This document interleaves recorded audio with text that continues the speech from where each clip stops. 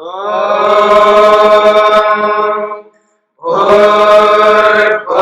स्वः तत्सवितुर्वरेण्यं भर्गो देवस्य धीमहि धियो यो नः प्रचोदयात्।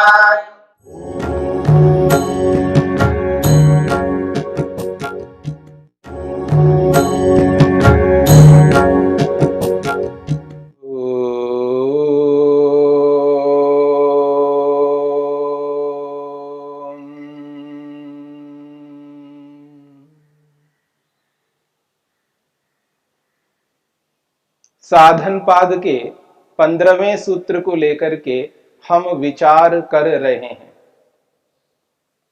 परिणाम ताप संस्कार दुःखै गुणवृत्ति विरोधाच्च दुःखमेव सर्वं विवेकिनः। दुःखमेव सर्वं विवेकिनः। महर्षि पतंजलि कहना चाहते हैं, संसार में सांसारिक जो कुछ भी सुख है, सांसारिकम सर्वम सुखम दुःखमेव, वो वास्तव में सुख तो सांसारिक लोगों के लिए दिख रहा है, परंतु वो कहते हैं विवेकिनः, जो विवेकी व्यक्ति है,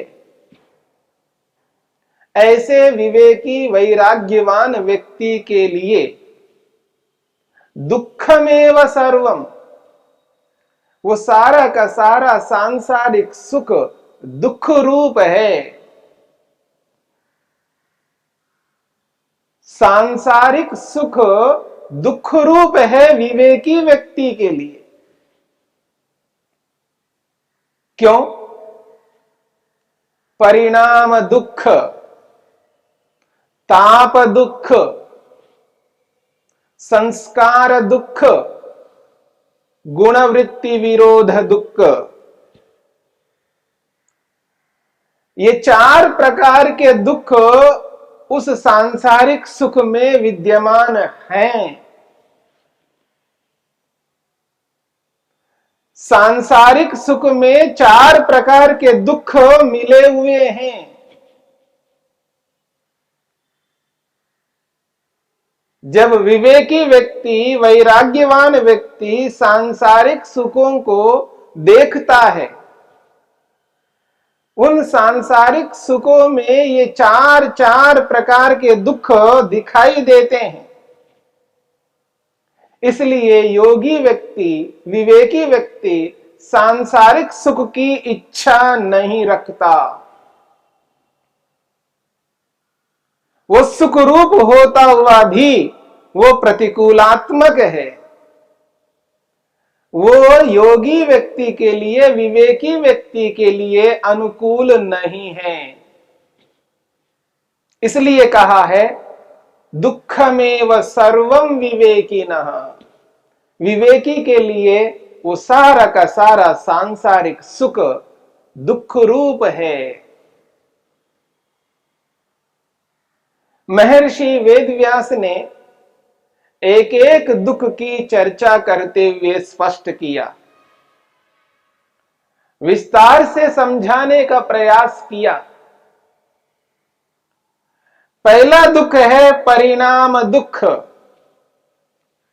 परिणाम दुख, जब व्यक्ति सुख को ग्रहण करने के लिए प्रवृत्त होता है, सुख को प्राप्त करने के लिए चेष्टा करता है,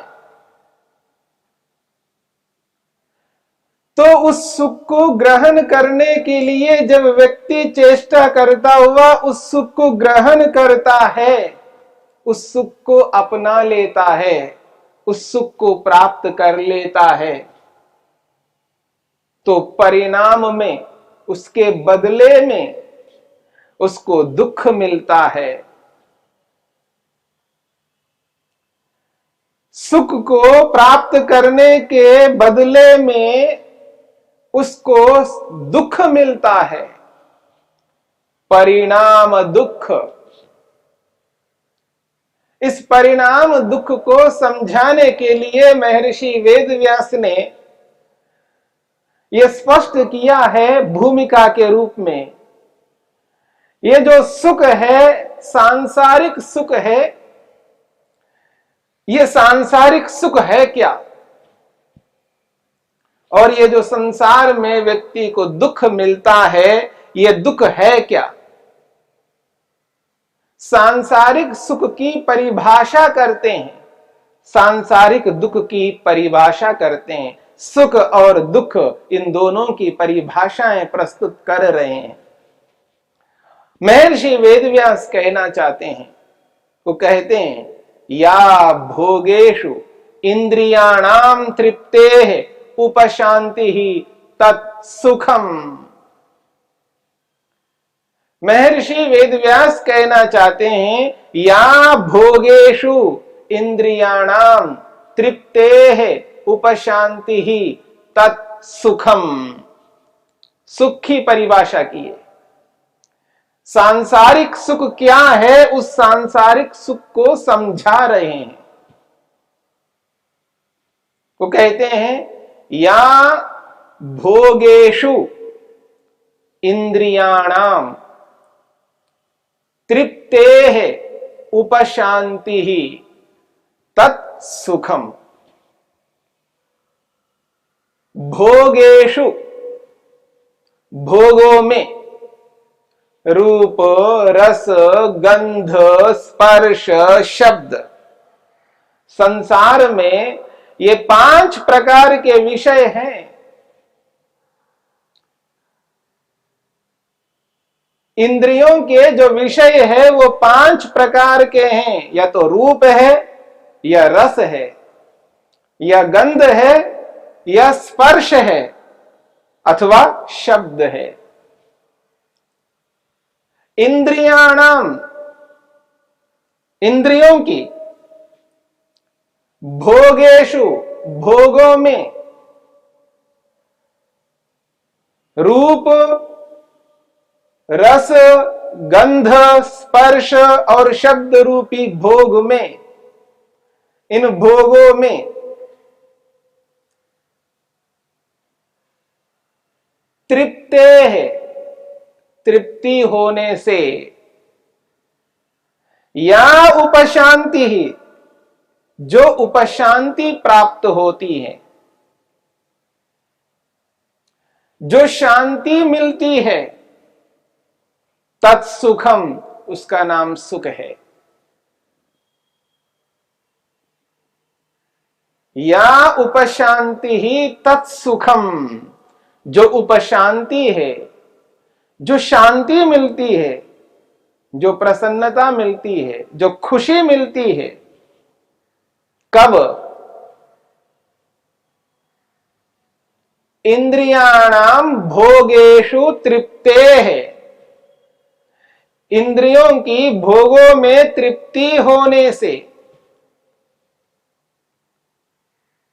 5 ज्ञानेंद्रियां हैं, 5 ज्ञानेंद्रियां हैं। आंखें, नेत्रेंद्रिय आंखों में है, जो रूप का ज्ञान कराने वाली है, रूप का भोग कराने वाली है।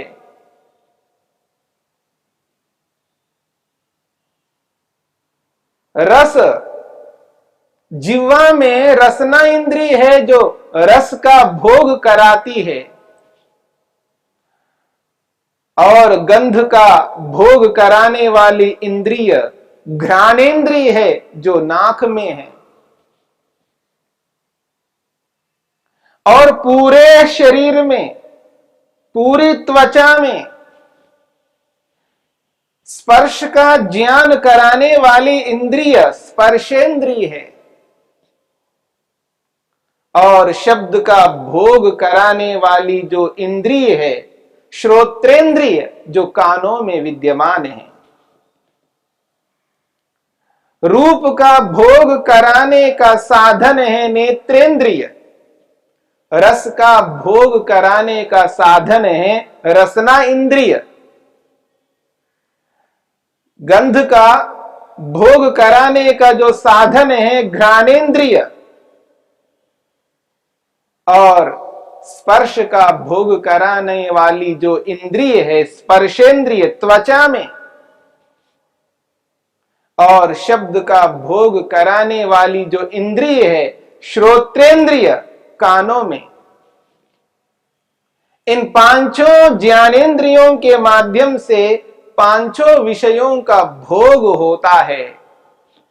इंद्रियाणाम, इन पांच ज्ञानेंद्रियों की भोगेशु रूप रस गंध स्पर्श शब्द रूपी इन भोगों में तृप्ते है, तृप्ति होने से, या उपशांति, जो उपशांति प्राप्त होती है, जो शांति मिलती है, जो प्रसन्नता मिलती है, जो खुशी मिलती है, तत्सुखम, उसका नाम सुख है।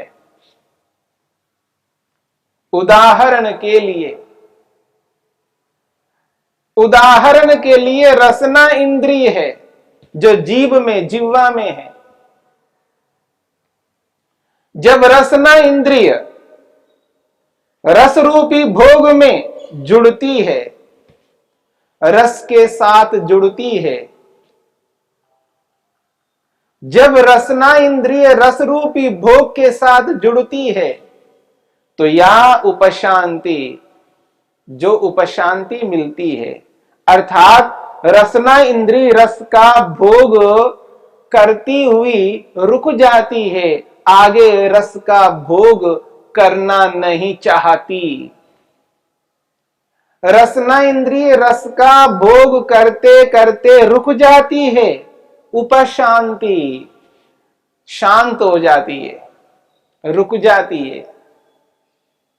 रसना इंद्रिय रस का उपभोग जब कर रही है, तो उसको करते करते जब रसना इंद्रिय रुक जाती है, या उपशांति, जो उपशांति है, जो रसना इंद्रिय रुक जाती है, अब आगे रस का भोग नहीं करना चाहती है, तत्सुखम, वही सुख है। रसना इंद्रिय में वो सामर्थ्य नहीं है वो लगातार रस ग्रहण कर सके। मेरी बात को समझने का प्रयत्न करना।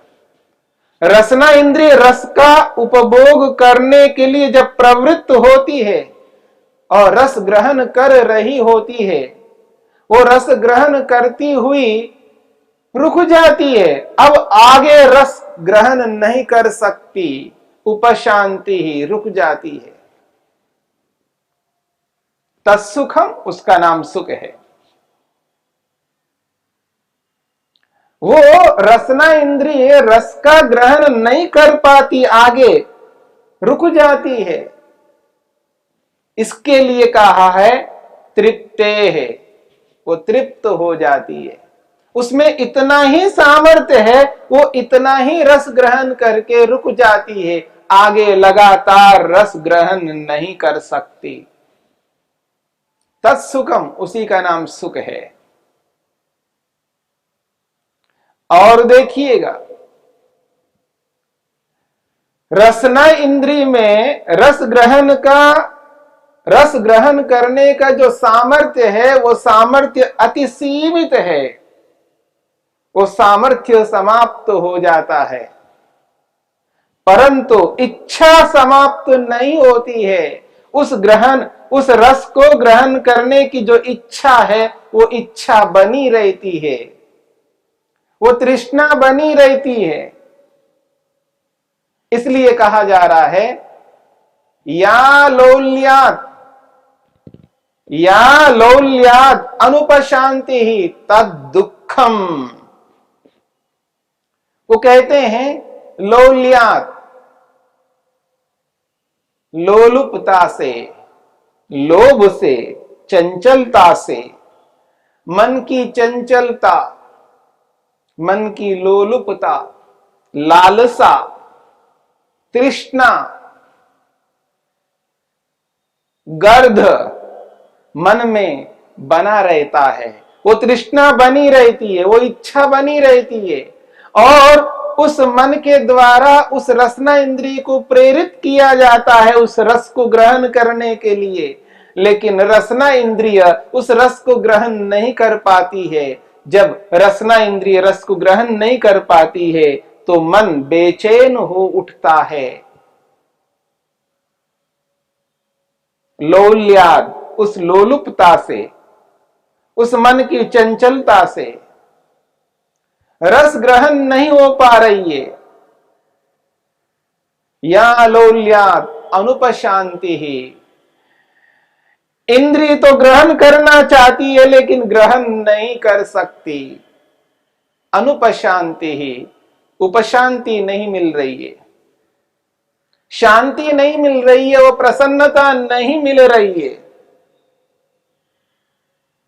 हो खुशी नहीं मिल रही है। तद दुखम, फिर उसको दुख कहा है।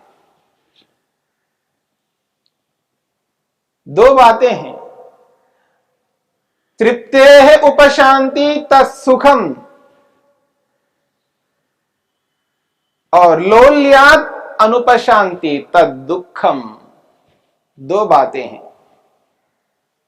जब इंद्रिय रुक जाती है, तृप्त हो जाती है, तब सुख होता है, और जब इंद्रिय ग्रहण करना चाहती है, बेचैनी हो रही है उस इंद्रिय की, उस मन की बेचैनी की स्थिति आ रही है, तब अनुपशांति ही, तब उसको वो तृप्ति नहीं मिलती है। इसलिए तत् दुखम, उसको दुख कहते हैं। महर्षि वेदव्यास ने सुख और दुख की परिभाषा की है। जब इंद्रियां भोगों में तृप्त हो जाती हैं तो उसका नाम सुख है। जब इंद्रियां भोगों में तृप्त नहीं हो रही होती हैं उसको दुख कहा है। सांसारिक सुख और सांसारिक दुख को यहां परिभाषित किया है। सुख किसको कहते हैं और दुख किसको कहते हैं? सुख और दुख, इन दोनों की परिभाषाओं को सामने रखते हुए यदि हम विचार करके देखें तो उसका जो परिणाम है, उस सुख को प्राप्त करने के पीछे जो परिणाम निकलता है वो दुख रूप में मिलता है। वो परिणाम सुख के रूप में नहीं होता। या लोल्यात अनुपशांति ही तद दुखम। इस बात को समझने का प्रयत्न करना। इंद्रिय उस रस को ग्रहण करना चाहती है लेकिन कर नहीं सकती। अनुपशांति हो रही है, इसी का नाम दुख है। ये परिणाम दुख है। इसलिए योगी को वो जो सुख है वो सुख भी दुख के रूप में दिखाई देता है। इस बात को समझने का और प्रयत्न करना है।